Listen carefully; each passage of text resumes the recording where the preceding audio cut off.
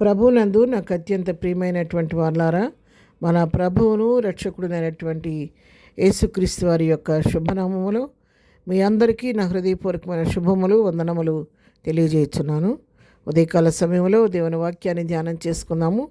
ఈరోజు వాక్య ధ్యానము కొరకు మనం తీసుకున్నటువంటి లేఖన భాగము పేతురు రాసిన మొదటి పత్రిక 4వ అధ్యాయము 8వ వచనం చదువుకుందాం. ప్రేమ అనేక పాపములను కప్పును గనుక అన్నిటికంటే ముఖ్యంగా ఒకరి ఎడల ఒకడు మిక్కుటమైన ప్రేమ గలవారై ఉండుడి. ఆమేన్. దేవుడి నామునకు మహిమ కలుగునుగాక.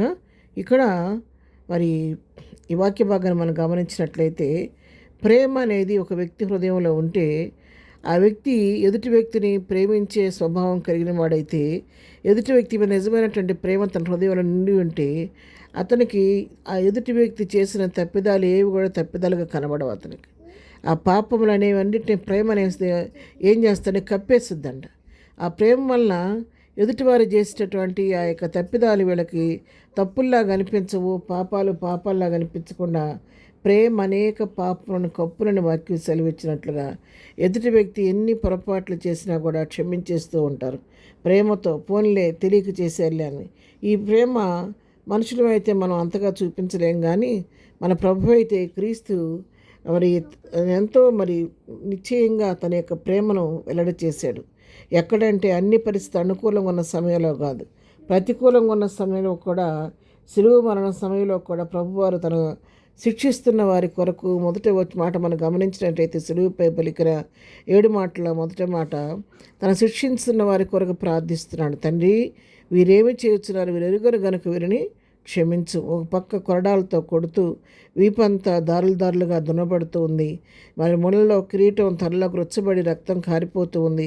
ప్రక్కలో బల్లెంతో పొడిచారు. చేతుల్లో మేకులు, కాళ్ళలో మేకులు కొట్టి స్వరూపాన్ని సొగసంతా కోల్పోయి వ్యసనాక్రాంతుడిగా మార్చబడినటువంటి ప్రభు అలాంటి దయనీయమైన పరిస్థితుల్లో తన శిక్షిస్తున్న వారి కొరకు ప్రార్థిస్తున్నాడు. అది నిజమైన ప్రేమ అంటే అది క్రీస్తు చూపినటువంటి ప్రేమ. ఇక్కడ ఈ వాక్యం ద్వారా మనం తెలుసుకోవాల్సింది ఏంటంటే, ఆ ప్రేమ అనేది హృదయంలో ఉంటే ఎదుటివారి పాపాలు కూడా మనం మన్నించి వాటిని కప్పెడుతూ ఉంటాం. కాబట్టి అట్టి ప్రేమను మనలో కూడా ధరించుకోమని భక్తుడు ఇక్కడ తెలియజేస్తున్నాం. కనుక అన్నిటికంటే ముఖ్యంగా ఒకరి ఒకడు మిక్కుటమైన ప్రేమ గలవారై ఉండుడి. కాబట్టి ఆ ప్రేమ అనేది చాలా విలువైంది, శ్రేష్టమైంది. కాబట్టి మీరు కూడా ఒకరి ఒకడు మిక్కుటమైన ప్రేమ, ఏదో అయినట్టు పోయినట్టు ప్రేమించుకోవటం కాదు, యథార్థమైనటువంటి ప్రేమను, మిక్కుటమైన ప్రేమను మీరు కూడా కలిగి ఉండండి అని చెప్పి ఇక్కడ భక్తుడు ఈ ఉదయకాల సమయంలో మనతో మాట్లాడుతున్నాడు. ఎందుకంటే ప్రేమ అనేది చాలా అది శ్రేష్టమైందనమాట. ప్రేమ కలిగి ఉండటం అనేది ఎంతో దైవికమైన లక్షణం అది.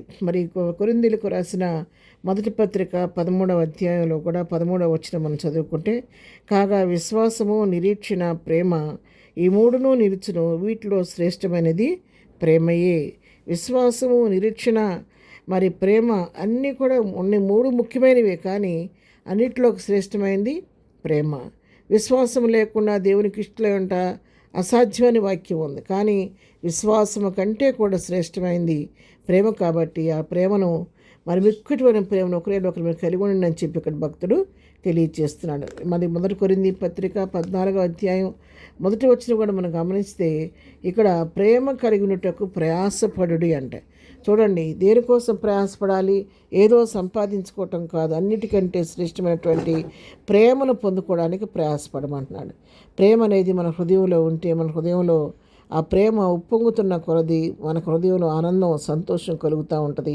ఎదుటి వ్యక్తి మీద ప్రేమ ఉంటే ఆ వ్యక్తి మీద మనకు కోపం రాదు, ద్వేషం అంతకంటే కలగదు. అతను లోపాలు వెతికే పని మనం చేయము, ఎందుకంటే లోపాలు ఉన్నా కూడా వాటిని క్షమిస్తాం. కాబట్టి ఆ వ్యక్తి ఆ ప్రేమ అనేది హృదయంలో ఉంటే మనకెంతో మనశ్శాంతి, ప్రశాంతమైన జీవితాన్ని జీవించడానికి కూడా అవకాశం ఉంది. కాబట్టి అందుకే భక్తులు చెప్తున్నాడు, ఒకరి ఒకడు మీరు మిక్కుటమైన ప్రేమను కలిగి ఉండమంటున్నాడు. ఉదయకాలం మనం కూడా అట్టి ప్రేమను పొందుకొని ఎదుటివారి ప్రేమ చూపుచు ప్రేమను పొందుకుంటూ ప్రేమ యందు మిక్కుటమైన ప్రేమను కలిగి ఉండి ప్రభు ప్రేమను లోకానికి చూపిస్తూ ప్రభుకి ఇష్టలుగా ఈ లోకంలో సాగిపోదాం. ప్రార్థన. ప్రేమ కలిగిన తండ్రి, పరిశుద్ధుడా, నీ పాదములకు వందనాలు. ఉదయకాలం మాకు ఇచ్చిన ఈ శ్రేష్టమైన వాక్య భాగాన్ని బట్టి నీకు వందనాలు. నీ కలిగినటువంటి ప్రేమను మా హృదయాల్లో కూడా నింపండి ప్రభు. ఎదుటి వారిని మిక్కుటంగా ప్రేమించే మంచి హృదయాలు మాకు అందరికీ దయచేయండి. ఈ దినం మేము చేయ పని పాటలో తోడుగా ఉండండి. మా రాకపోకలో క్షేమం కలుగుచండి. దినం బర్త్డే, మ్యారేజ్ డే చేసుకున్న బిడ్డలను దీవించండి, ఆశీర్వదించండి. ఎగ్జామ్స్ రాసిన బిడ్డలకు ఇచ్చిన మంచి విజయాన్ని బట్టి నీకు వందనాలు. ఎవరైనా విజయం పొందలేకపోతే బిడ్డలను ధైర్యపరిచి మరొక అవకాశం మనకి దయచేయండి. ఇంకా నీటు ఆ ఎగ్జామ్స్ రాయబోతున్న బిడ్డలకు నీ పరలోక జ్ఞానం ఇచ్చి మంచిగా రాయించి వారికి మంచి విజయం దయచేయమని యేసునామములో ప్రార్థించడి పొందుకొని ఉన్నాము తండ్రి. ఆమెన్. ప్రభు కృప సదాకాలం మనందరికీ తోడై నడిపించునుగాక.